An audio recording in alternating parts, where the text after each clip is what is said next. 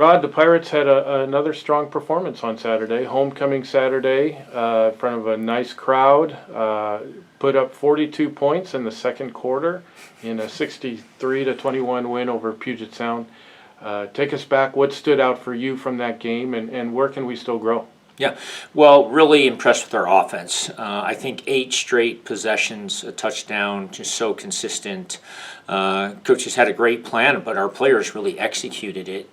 And fun to be able to run the ball a little bit and have some success there. It's been a point of emphasis all year. And then defensively, kind of got off to a slow start, but then really settled down. Really loved the pressure that we got on their quarterback. And he's a really good player, and it was hard to get to.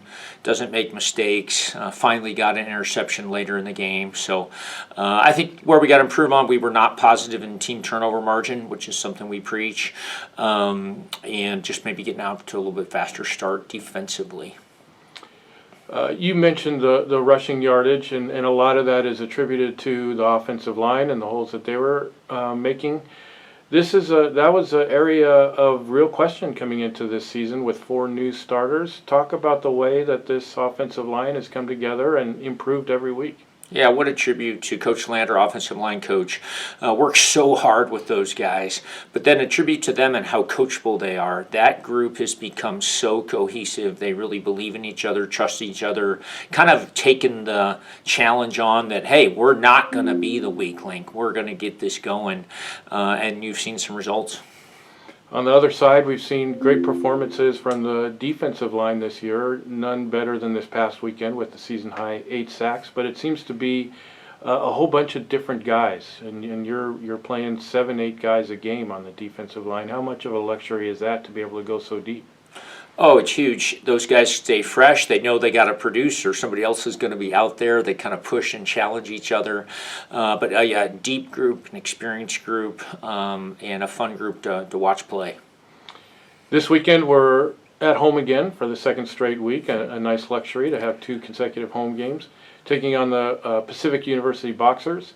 What do we know about them, and what challenges will they present? Yeah, Pacific offense, big, really, really big. Offensive line, tight ends, receiver is huge. Really have a lot of pieces back from last year offensively.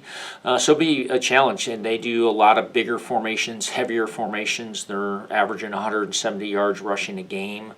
So we'll need to be physical. We'll need to be able to stop the run against multiple formations and personnel groups.